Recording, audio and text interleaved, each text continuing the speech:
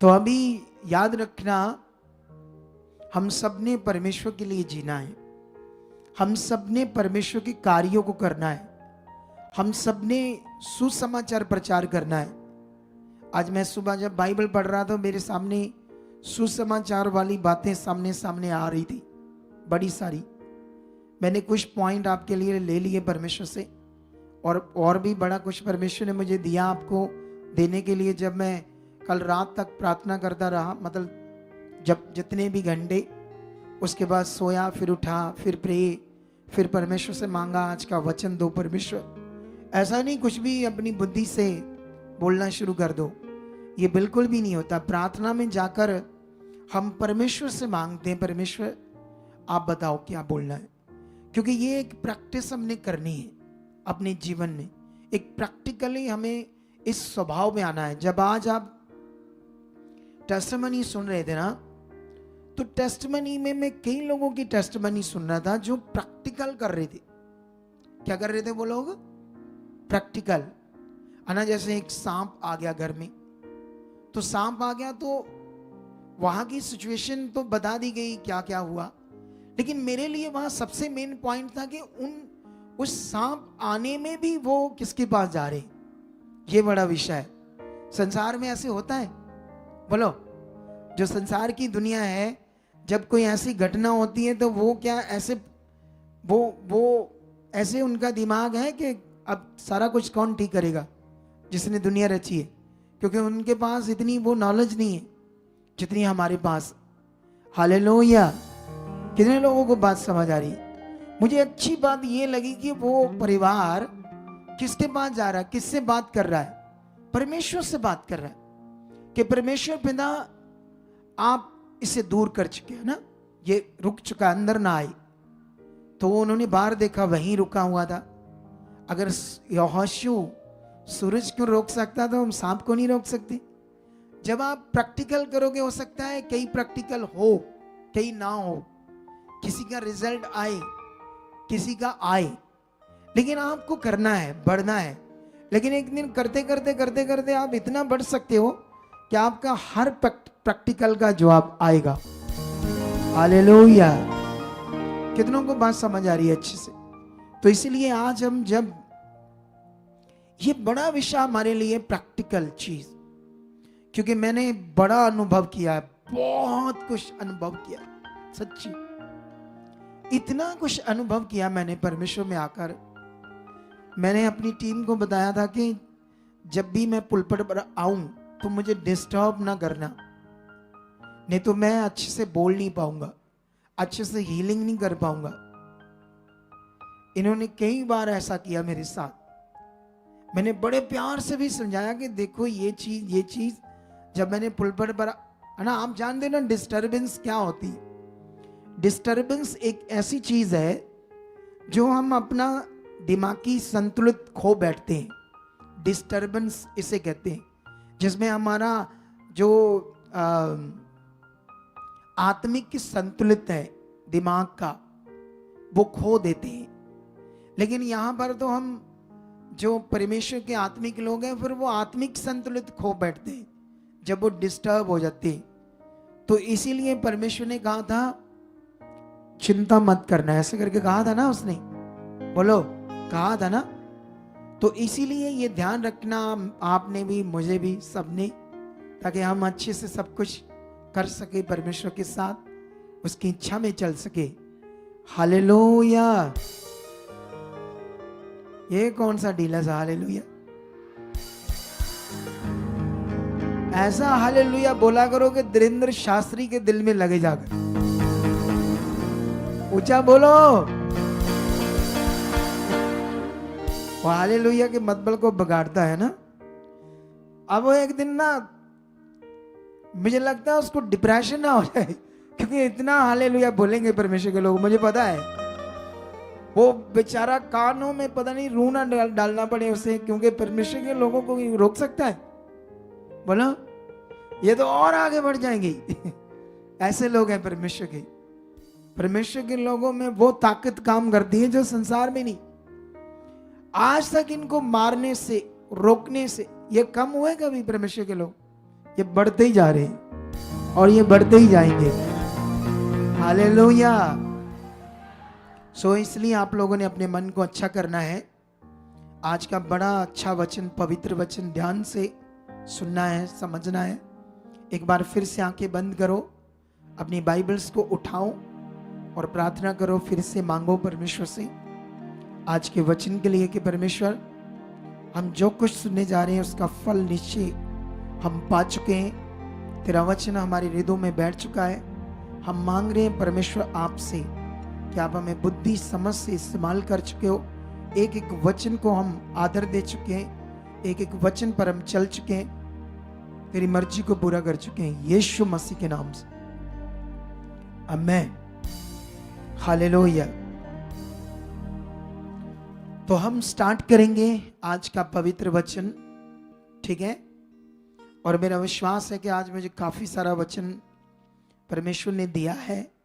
आप एक, ये स्वर्ग भी है, स्पिरिचुअल हॉस्पिटल भी है और यूनिवर्सिटी भी है। आमीन। मेरा बरकत सारी मेरी। अगर आपको नहीं चाहिए तो ठीक है, मैं ले लेता हूं। पहले बहुत ज्यादा है मेरे पास। बोलो क्या है? पहले ही मेरे पास बहुत है बरकत, लेकिन अभी मुझे और बड़ी चाहिए, क्योंकि मुझे बहुत काम करना है खुदा का, बहुत ज्यादा काम करना है। सच्ची मैं भूखा हूं परमेश्वर के काम का। मेरे अंदर बहुत भूख है खुदाबंद के काम की। आई होप आपके अंदर भी आ चुकी है। चलो, आज थंबनेल में ऐसे लिखा था, परमेश्वर के ज्ञान की समझ ही हमें उत्तम जीवन देती है। ठीक है, ये हमारा टॉपिक है आज के वचन का, कि परमेश्वर के ज्ञान की समझ, परमेश्वर के पवित्र वचन की समझ हमें उत्तम जीवन उसी से मिलता है। आज इस पर हम कई सारी बातों को परमेश्वर के वचन से देखेंगे। लोगोस वचन लिखा हुआ एंड रेमा वचन दोनों मिलाकर आपको मिलेंगे। ठीक है, तो आप लोगों ने अपने पूरे ध्यान को बनाए रखना है कुछ समय तक। तो सबसे पहले मैं चाहता हूं कि मैं आपको इस टॉपिक को स्टार्ट करूं एक वचन पढ़ाकर, नीति वचन से। ठीक है, हम नीति वचन में जाएंगे और वहां से एक वचन को पढ़ेंगे आपके लिए, ताकि हम यहां से सीख सकें परमेश्वर की इच्छा को अच्छे से। तो ये वचन हमें मिलेगा दूसरा अध्याय में। ठीक है, तो दूसरे अध्याय में, इसको कम करना थोड़ा सा, हवा को मेरी ओर थोड़ा सा कम, आधा कर दो इसको। सुनो दे, देखो तो यहां पर 2:1 में ऐसे लिखा, हम स्टार्ट करेंगे पढ़ना। हे मेरे पुत्र, यदि तू मेरे वचन ग्रहण करे और मेरी आज्ञाओं को अपने हृदय में रख छोड़े और बुद्धि की बात को ध्यान से सुने और समझ की बात मन लगाकर सोचे और प्रवीणता और समझ के लिए अति जतन से पुकारे और उसको चांदी के समान ढूंढे और गुप्त धन के समान उसकी खोज में लगा रहे, तो तू यहोवा के भय को समझेगा और परमेश्वर का ज्ञान तुझे प्राप्त होगा। क्योंकि बुद्धि यहोवा ही देता है, ज्ञान और समझ की बातें उसी के मुंह से निकलती हैं। इस वचन के साथ बोलेंगे सारे कलीसिया आमेन। ऊंचा बोलेंगे आमेन। अभी आप लोगों ने ध्यान देना है, मैंने वचन पढ़ दिया है आपके लिए, आपको अब इसकी समझ लेनी है। ठीक है, तो इस वचन में परमेश्वर हमसे जो बात कर रहे हैं वो ये बात कर रहे हैं, समझ, प्रवीणता, बुद्धि, इसको पाने में ध्यान, अति जतन से ध्यान, परमेश्वर के साथ वर्ड को ग्रहण करना, वचन को ग्रहण करना, बुद्धि, समझ, इन बातों पर अगर हम ध्यान देंगे तो बाइबल में लिखा वो हमें मिलेगा। ठीक है, ऐसा परमेश्वर बात कर रहे हैं। लेकिन आज पॉइंट एक ध्यान दो, वचन हमें कब पढ़ना चाहिए, ठीक है, या कब वचन सुनना चाहिए। अगर हम बार बार किसी वचन को पढ़ते हैं तो जब सुनते हैं तो उसमें आपको क्या मिलता है, ठीक है, ये ध्यान देना आपने इस पॉइंट के ऊपर, क्योंकि मैंने मोस्टली देखा है जो हमारा शरीर है, अगर आपने कोई वचन पढ़ा है पहले 2 बार 4 बार, अगर आपके सामने आ गया तो आपका इंटरेस्ट नहीं बनेगा उसको दोबारा पढ़ने में। हालेलुया। कितने लोगों को बात समझ आ रही, समझ आ रही कि नहीं समझ आ रही? अगर आपने कोई वचन पढ़ा है पहले भी 1 2 4 बार, फिर आपके सामने आया और आपने दोबारा पढ़ना चाहा लेकिन आपका इंटरेस्ट नहीं बनेगा, या कोई ऐसा वचन जो आपने कई बार सुना हो, फिर सुनने का मौका मिलेगा तो आपका सुनने में इंटरेस्ट नहीं आएगा, इसको बोलते हैं शरीर।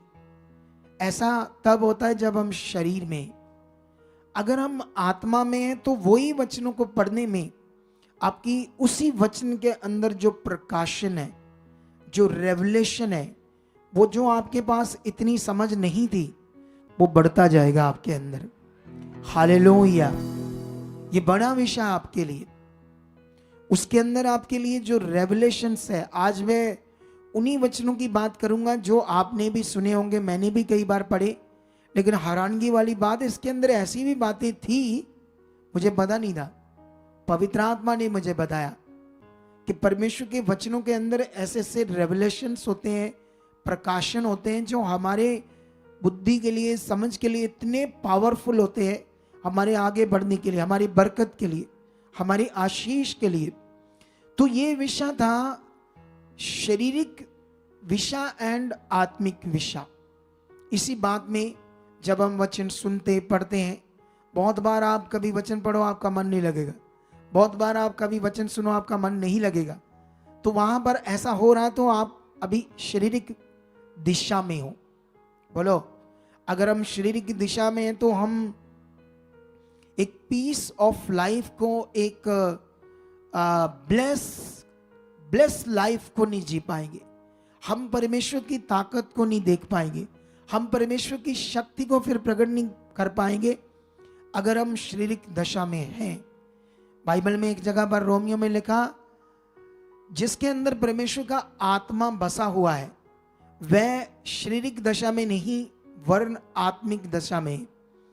आत्मा बसा हुआ का मतलब क्या है, इस पॉइंट को हम अगर समझेंगे तो आत्मा बसा हुआ मतलब वो अच्छे से हमारे अंदर काम कर रहा है, तो फिर हम शारीरिक दशा में नहीं आत्मिक दशा में।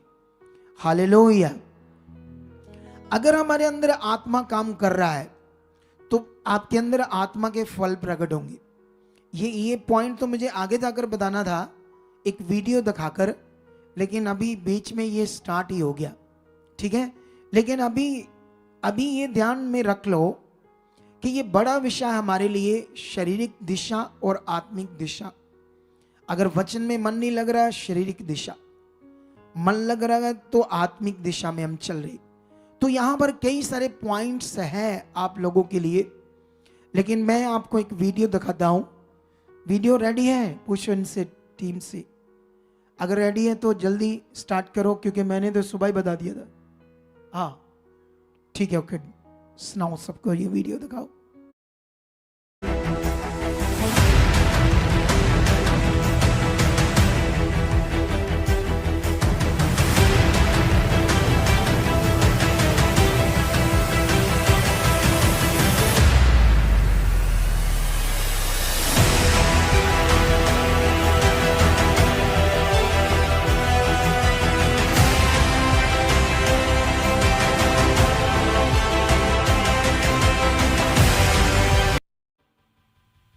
क्या समझ आया इस वीडियो से? कुछ समझ आया ही नहीं आया? कि यह समझाऊं आपको अच्छे से। इस वीडियो में एक पास्टर प्रार्थना करता है पर्स के ऊपर, और लोग बच्चों को पकड़ाता है, हाथ में पकड़ो इसको, और फिर वो उनको उस पर्स से कुछ होता है, ठीक है, और वो गिरते हैं, बड़ी जोर से भी गिरते हैं, ठीक है। अब सोचो इस वीडियो से बहुत सारे लोग जो आत्मा के बारे में, आत्मा के द्वारा जीवन क्या होता है उनको नहीं समझ, उनके ऊपर इस वीडियो से, ऐसी बातों से, ये अकेली नहीं, ऐसे बड़ी वीडियो वायरल होती रहती है, ऐसी चीजें, कोई कुछ करता है ऐसे कर दे लोग, ठीक है। तो ऐसी वीडियो से लोगों के मानसिक या मन के ऊपर क्या असर आता है? 100% नेगेटिव। वो गलत दिशा में जा रहे लोग। बोलो, क्योंकि तुम्हें ये बड़ा जरूरी है सीखना कि पवित्र आत्मा का जो दान है वो मनुष्य के लिए क्या है, पवित्र आत्मा के दान का महत्व क्या है।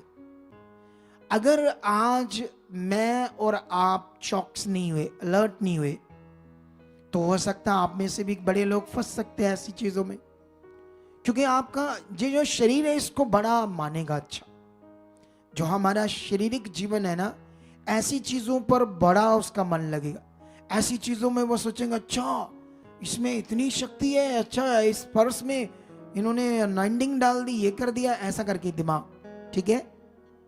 लेकिन बात याद रखना, ये बिल्कुल भी सही मैटर नहीं है, ये बड़ा विषय खराब है क्रिश्चियनिटी के लिए, परमेश्वर के पवित्र लोगों के लिए। लोगों को अलर्ट होना होगा, चौकस होना होगा अकॉर्डिंग टू परमेश्वर के वचन से, कि परमेश्वर का वर्ड ऑफ गॉड क्या कहता है। मैं इस मिनिस्ट्री में जितना ये चीजें सिखाता हूं, ये आपको आत्मिक दशा में लाने के लिए, क्योंकि अगर ऐसी चीजें हम स्टार्ट करेंगे तो भीड़ें ज्यादा आ जाएंगी, सच्ची ज्यादा लोगों को ऐसे फील होगा कुछ ठीक होगा, कुछ उससे होगा कुछ नहीं, उल्टा नुकसान होगा। उनकी जिंदगी में हालात आएंगे, बड़े बड़े रोग, बड़ी बड़ी मुश्किलात आएंगी। मुझे याद है, मैं एक लड़की से मिला, वो हमारी मिनिस्ट्री को छोड़कर किसी और मिनिस्ट्री में जा चुकी थी। तो मुझसे जो राइट ज्ञान था वो सीखकर अपनी जिंदगी जी रही थी, बड़ी अच्छी ब्लेस जिंदगी, जब तक उसके अंदर परमेश्वर का राइट ज्ञान बसा हुआ था, जब तक उसके अंदर राइट, जो परमेश्वर ने कहा ना, मेरी प्रजा मेरे ज्ञान बिना क्या हो रही है, नाश, तो वो ज्ञान जब तक सही से उसके अंदर बसा था, वो बड़ी ब्लेस्ड आशीष थी। एक दिन शैतान की जुक्ति में फंसी, पहले कहीं और चर्च गई, वहां से फिर एक और मिनिस्ट्री में गई कहने के लिए, बड़ी मिनिस्ट्री में, ठीक है। लेकिन वहां पर जाकर वो उसको जो उसने सीखा था धीरे धीरे खत्म होने लगा। अब इतने रीति रिवाज, कितनी चीजें कहती, उसने मुझे खुद कहा कि मैं वहां पर जाकर मुझे ऐसे लगने लगा जैसे परमेश्वर बड़ा दूर है, ऐसे लगने लगा जैसे सब कुछ बड़ा कठिन हो गया है, ऐसे उसकी जिंदगी में हो गया। और वो फिर से अपनी बीमारियों में वापस आ गई, दुष्ट आत्माएं फिर से वापस काम करने लगी। वो इसलिए क्योंकि वो परमेश्वर के राइट ज्ञान से हट गई, और दुष्ट बड़ी तेजी से चाहता है। कई बार कई लोगों में दुष्ट आत्मा आई, और दुष्ट आत्मा जानती है, हमारे पास वीडियोस है, वो क्या क्या वीडियोस में शैतानी आत्मा कहती है आप सोच ही नहीं सकते। लेकिन हमने कभी वो वीडियो वायरल नहीं की। उसमें शैतानी आत्मा मुझे कहती तुमसे मुझे नफरत है, शैतानी आत्मा कहती मुझे तुमसे घृणा आती है, नफरत है, क्योंकि तुम लोगों को सच्चाई का प्रचार करते हो, तुम सही ट्रैक, सही दिशा में लाना चाहते हो। कहता मैंने तो तेल तक बकवा दिया लोगों से, ऐसे दुष्ट आत्मा बात कर दी, तेल तक, पानी तक बिकवा दिया मैंने, प्रार्थना तक बिकवा दी मैंने। ये मेरी मर्जी है, मैं करवाता हूं, और मैं देखना क्या क्या करवाऊंगा, ऐसे बात करती है दुष्ट आत्मा। और ये कहानी नहीं बोल रहा, अभी भी मेरे फोन में वो वीडियो है, लेकिन मैं उससे वायरल नहीं करूंगा, ठीक है। हमें आगे बढ़ना है, हमें परमेश्वर का काम करना है, मुझे, आपको, सबको, ताकि परमेश्वर का राज्य बढ़े। और आप जानते हो, आप और आपके द्वारा जो कुछ भी आप इकट्ठा करोगे, चाहे आपका घर, चाहे आपकी चीजें, चाहे आपकी कारें, सोना, एक दिन क्या हो जाएगा, सब कुछ, बोलो, नष्ट होगा या नहीं होगा? बताओ कौन सी चीज साथ जाएगी? कोई जाएगी चीज? बाइबल में लिखा, तुम अपना धन पृथ्वी पर नहीं स्वर्ग पर इकट्ठा करो। किससे कहते हैं स्वर्ग पर धन इकट्ठा करना? ये जो वचन हमारे प्रभु ने, यीशु ने हमें कहा, तुम अपने लिए पृथ्वी पर धन इकट्ठा ना करो, स्वर्ग पर करो। ये स्वर्ग में धन इकट्ठा करने का क्या मतलब है? अरे जो रूहें बचाओगे आप, जो सुसमाचार दोगे, जो किसी की जिंदगी बचाई जाएगी, उसकी रूह बचाई जाएगी, ये है आपके लिए स्वर्ग में धन इकट्ठा करना। तो कौन करता है आप में से ये स्वर्ग में धन इकट्ठा? कर रहे हो या नहीं? जो आपके साथ जाना है, कि जहां आते ही इधर शरीर के धन के लिए हो, प्रभु प्रभु प्रभु प्रभु आज मैं आया जल्दी, तो प्रभु तेरा दास आज ऐसी प्रार्थना करे मेरे जल्दी आने से ना, वो मेरा वीजा, वो मेरा फलाना काम, वो पैसे जड़े वो वाले, हाँ जी वो प्रभु वो वाले हो, आप तो जानते प्रभु, वो वाले मिल जाए, ये मिल जाए, सारा कुछ मिल जाए। आमीन। क्या कभी प्रभु से काम मांगा उसका? रूहें बचाने के लिए प्रार्थना की या आकर जल्दी आकर घुटने टेके कि परमेश्वर मुझे भी दो लोग जो आप बचाना चाहते हैं, मैं भी सुसमाचार देना चाहता, मैं भी किसी की जिंदगी बचे, बीमारी से बाहर आए, मुझे भी दो वो खुशी, मैं भी वो खुशी लेना चाहता। क्या मांगा आपने कभी?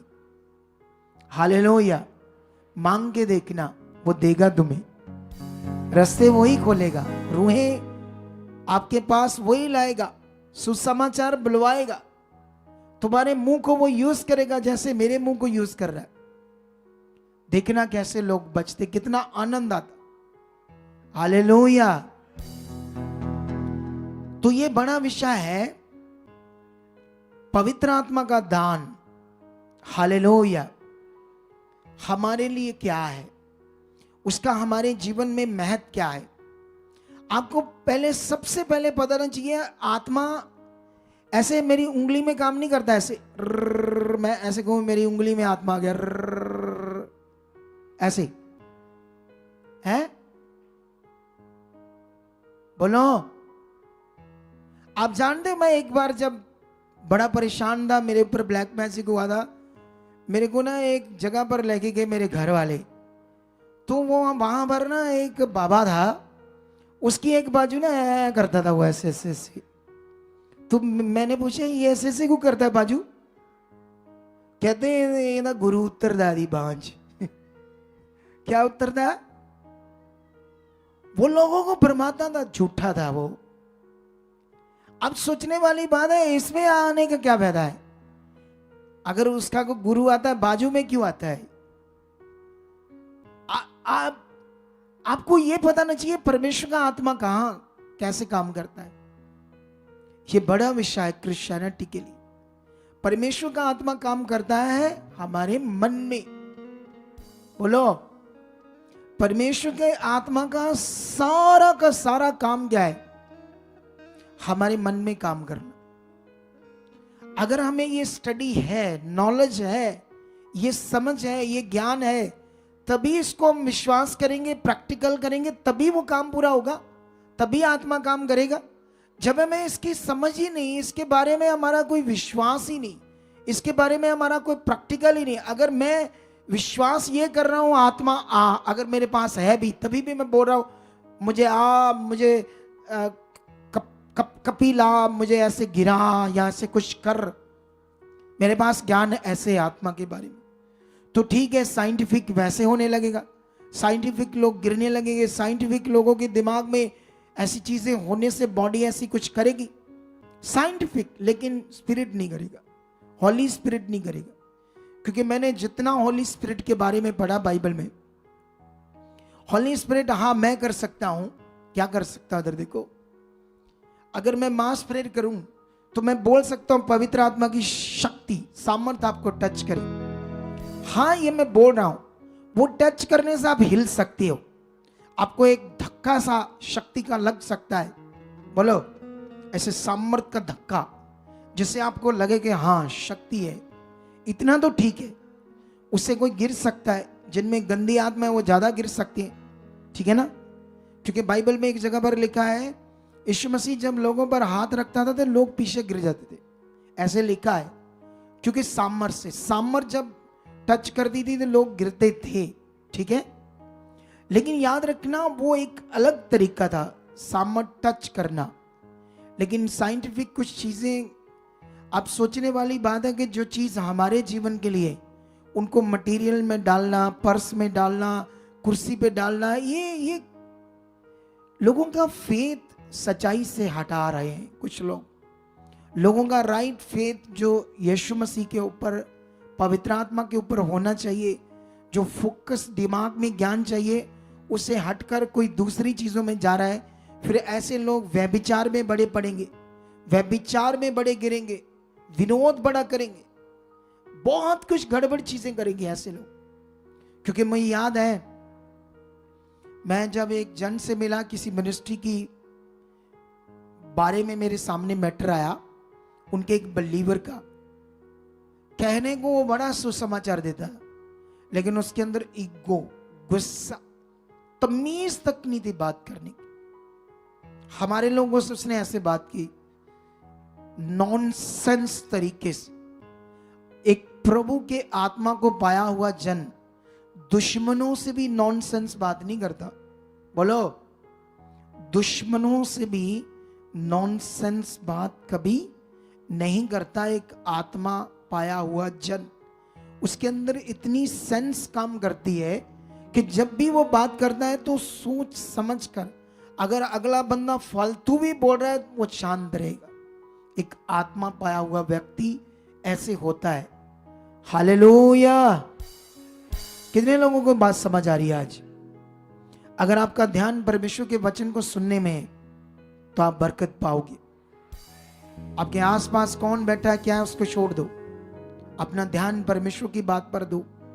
क्योंकि आप, शैतान क्या करता है ना, छोटे छोटे मैटर में भी आपका वचन चुरा लेता है, आपकी स्थिरता चुरा लेगा। वो आपको आगे पीछे कर सकता है। आपकी बड़े बेनिफिट्स, आपकी बड़ी बरकतें जो खुदाबंद ने रखी है, क्योंकि खुदा की ये इच्छा है कि मेरे लोग ब्लेस रहें। हालेलुया। चलो मैं आपको एक वचन पढ़ाता हूं। ये प्रेरितों की बुक में वचन है। अगर हम इसको 9 अध्याय 36 की 43 से लगातार पढ़ेंगे तो इधर ध्यान दो। शायद मैं ना पढ़ाऊंगा आपको, अगर पढ़ाऊंगा भी तो एक आधा उसमें वचन पढ़ाऊंगा। लेकिन यहां पर जानते हो, एक तबीता नाम की लेडीज थी, विश्वासनी, ठीक है। उसके बारे में थोड़ा सा मैं पढ़ाऊंगा ताकि आपको समझ आ जाए कि उसका दिल कितना अच्छा था। ये देखो क्या लिखा है, 9:36 में से लिखा, याफा में तबीता अर्थात दोरकास नामक एक विश्वासनी रहती थी। वह बहुत से भले भले काम और दान किया करती थी। ये वाला पॉइंट प्रकाशन आपने कभी सुना नहीं, पहले ध्यान नहीं दिया आप। जब आप हम वचन दोबारा दोबारा पढ़ते रहते हैं, उन्हीं में हमारे लिए प्रकाशन होते हैं, रेवलेशंस होते हैं। कभी कभी हम उस पर ध्यान नहीं दे पाते। ये वचन में आपके लिए महत्व क्या था इस पूरे टॉपिक में, उसका जिंदा होना। आपका ध्यान हमेशा किस बात पर रहता है कि ये लेडीज मर गई थी और पतरस ने आकर उसको क्या किया, जिंदा किया, है ना। क्योंकि जो उसमें पूरे टाइटल में मेन पॉइंट था आप वो पकड़ दे। लेकिन इसमें और भी बड़ी सारी बातें थी जो हमारे लिए बड़ी लाभ था, हमारी स्पिरिचुअल लाइफ के लिए, आगे बढ़ने के लिए। इसीलिए हमें बड़ा ध्यान से परमेश्वर के वचन को सुनना और पढ़ना चाहिए आत्मा के द्वारा। सुनो, यहां पर जो लेडीज मर गई लिखा उसके बारे में, वह बड़े भले भले काम किया करती थी और दान दिया करती थी। वो परमेश्वर के राज्य के लिए खड़ी थी, सुसमाचार प्रचार करने में, बीज बोने में स्ट्रॉन्ग थी। हालेलुया। क्या थी वो? बहुत स्ट्रॉन्ग थी, बहुत परमेश्वर के राज्य के लिए बो रही थी, सुसमाचार दे रही थी। भले भले काम करने का मतलब क्या है? लोगों की रूहों को बचाना, सुसमाचार देना। लेकिन एक दिन क्या इंसिडेंट हुआ उसके बारे में तो लिखा नहीं, ऐसा क्या उसके साथ हुआ जिसकी उसकी डेथ हो गई। लेकिन उस एरिया के लोग उससे बड़े इंस्पायर थे, खुश थे, वो भले मन की थी, स्ट्रॉन्ग दिल की थी। और उनको पता लगा कि याफा में ही पतरस, परमेश्वर का बड़ा दास पतरस याफा में ही है। उन्होंने उसको मैसेज किया कि हमारे पास आने में देर मत कर। पतरस आया और उन्होंने उसके बनाए हुए हाथ के द्वारा कपड़े उसको दिखाने लगे कि ये देखो पतरस, ये देखो ये कितने बड़े दिल की थी, कितना बीज बोने में आगे थी, कितना सुसमाचार में, देखो ये सेवकों के लिए कितने कितने कपड़े, ये चीजें बनाती थी, कितना बड़ा इसका दिल था।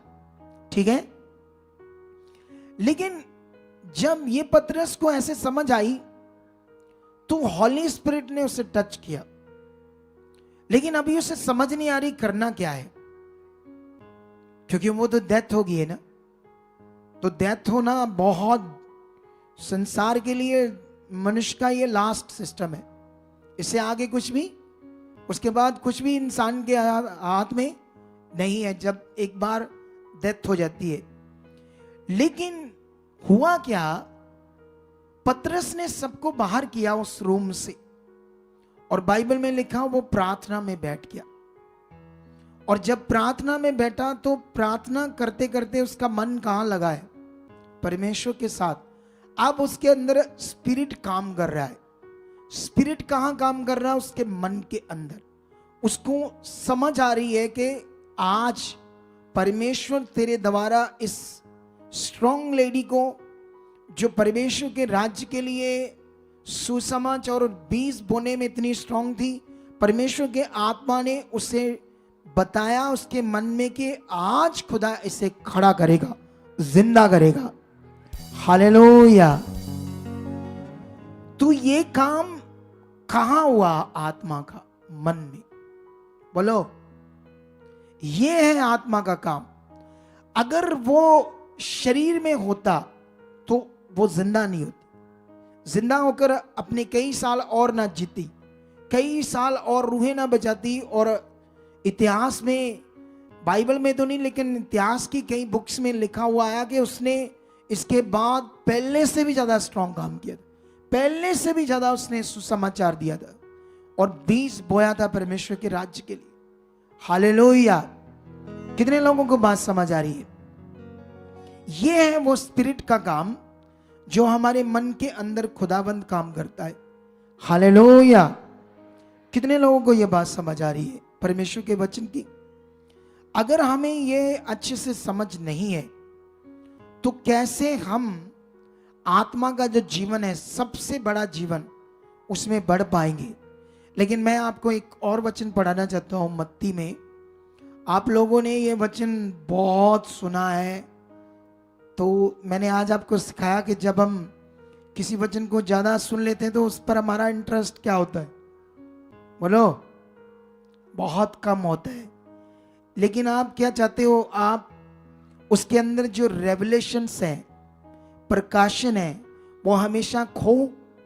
शरीर में रहोगे तो वो रेवलेशन खो जाओगे आप, क्योंकि आप बहुत सारे वचनों को नॉर्मली लोगे। मैं कभी कभी प्रार्थना करता था पहले, तो मेरे मुंह में वचन आते थे तो मैं ना फटाफट उसको, जैसे कि कहते हैं जो लिखते नहीं कई बंदे, तो कई लिखन से पूरा लिखना था, कई खाई आते गला कुछ अद्धा जा लिखते हैं ना, लिखते हैं ना ऐसे। तो मैं क्या करता था, मैं भी प्रार्थना करते समय मेरे सामने वचन आना, आधा बोलना आधा खा जाना, तो ऐसे प्रे करनी, ठीक है। लेकिन मैंने ये ऐसे मैं प्रार्थना कर रहा था कल भी, और मुझे वचन याद आया कि मुझे भविष्यवाणियों को प्रकट करना है, मुझे दानों वरदानों को प्रकट करना है। तो मैं हमेशा खाता कैसा, परमेश्वर तेरा वचन कहता है, तू परमेश्वर आप खुद ही चाहते हो कि हम दानों वरदानों को प्रकट करें, आप करवा चुके, आत्मा मेरे अंदर काम कर चुके, बस इतना, ठीक है। लेकिन मैंने सोचा मेरे पास तो टाइम है, मैं ऐसे क्यों कर रहा हूं? मैं इसे अच्छे से करता हूं प्रार्थना इस वचन के लिए। मैंने फिर अच्छे से कैसे करना था? ऐसे, परमेश्वर पिता आप चाहते हो, आपने कहा मैं नहीं चाहता कि तुम आत्मिक दानों वरदानों के विषय में अनजान रहो, आप खुद चाहते हो। आपने परमेश्वर कैसे दानों वरदानों की डिटेल्स दी, बुद्धि की बातें, ज्ञान की बातें, सामर्थ्य के काम करने की शक्ति, चंगाइयों का दान, भविष्यवाणियों का दान, आत्माओं की परख, अनेक प्रकार की भाषा, भाषाओं का अर्थ। तो परमेश्वर ये आप चाहते हो। और आपने लास्ट में कहा था तुम बड़े से बड़े वरदानों की धुन में रहो। खुदा मैं धुन में हूं, मैं लालच में हूं, मैं तेरे वचन के अनुसार परमेश्वर ये चाहता हूं, चाहता। अब मैं अपनी प्रार्थना को खा नहीं रहा, अच्छे से कर रहा हूं। हालेलुया। कितने लोगों को समझ आ रही है? तो ऐसे ही जब हम वचन को, आप जब भी परमेश्वर के वचन को, जैसे डॉक्टर्स बोलते हैं कि जब आप खाना खाओ तो उसको चबाकर खाओ, अच्छे से, अच्छे से। एक गुराई को पता नहीं कितनी बार वो कहते हैं ऐसे ऐसे चबाओ चबाओ, फिर अंदर लेकर जाओ। लेकिन मैंने देखा हमारे लोग क्या करते हैं, रोटी मुंह में डाले, एक तरफ इधर, दूसरी तरफ इधर, तीसरी तरफ अंदर, चलो जी, ऐसे करते हैं हमारे लोग। मैंने लोगों को देखा एक रोटी को, मैं कहता 3 रोटियां जो खाता है ना, ज्यादा से ज्यादा 3 मिनट में खत्म कहानी। ऐसे हाल है कई लोगों का। हालेलुया। पता है नहीं पता? तो इसी तरह ही हाल हो गया, यही वाला हाल हो गया लोगों का वर्ड ऑफ गॉड के ऊपर। तो फिर कैसे रेवलेशंस लेंगे, कैसे उन्हें प्रकाशन समझ आएगा? लेकिन यहां पर ना ये वचन था, बड़ा फेमस है, हम अक्सर इसे यूज करते हैं कई बातों में विश्वास के लिए इस वचन को। यह वचन है मत्ती 14 का 13 से लेकर 21 तक। यहां पर जानते क्या हुआ था? यहां पर यीशु मसीह ने भूखों को 5 रोटियां और 2 मच्छियों से क्या किया? बोलो, खाना खिलाया ना, बरकत लेकर। उनमें इतनी बरकत डाल दी 5 रोटियां और 2 मच्छियों में। और वो बाइबल में लिखा, मैं पढ़ाता हूं आपको एक वचन, ये 21 में ऐसे लिखा, 14 से 21 में। अगर हम इसको 20 में पढ़ें तो यहां पर लिखा, जब सब खाकर तृप्त हो गए तो चेलों ने बचे हुए टुकड़ों से भरी हुई 12 टोकरियां उठाई और खाने वाले स्त्रियों और बालकों को छोड़कर 5000 पुरुषों के लगभग थे। अब सोचने वाले 5000 पुरुष थे, उनकी स्त्रियां और बच्चे छोड़कर, तो गिनती करो कितने हो सकते, बताओ। अगर मान लो 5000 में से 3000 की पत्नियां साथ में हैं, 2 की नहीं है, ठीक है ना? उस टाइम तो खाना इतना नहीं था, कई चीजें इतनी नहीं थी, तो मे बी 4000 की होंगी, एक की 1000 की छोड़ दो, तो 5 और 4 कितने हो गए? 9 हो गए। किसी का बच्चा 1 होगा, किसी का 2। उस जमाने में 1-2 तो होते नहीं थे, कितने होंगे? 5-5, 6-6, 8-8, 10 होते। तुम 2 की एवरेज भी लगा लो। अगर 4000 स्त्रियां तो 4 दूनी 8, 8 और 17, लगभग 20,000 के लोग सी थे वहां पर, ठीक है? हालेलुया। कितने लोगों को बात समझ आ रही है? लेकिन यहां रेवलेशंस क्या है आपके लिए सबसे बड़ा विषय?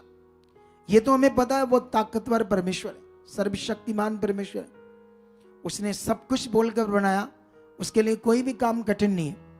लेकिन यहां पर हमारे लिए सबसे बड़ा रेवलेशंस क्या है? यहां पर ये रेवलेशंस है जो बचे हुए टुकड़ों के 12 टुकड़े जो भरे रोटियों के टुकड़ों के, ये सोचो क्या है रेवलेशन, क्या है?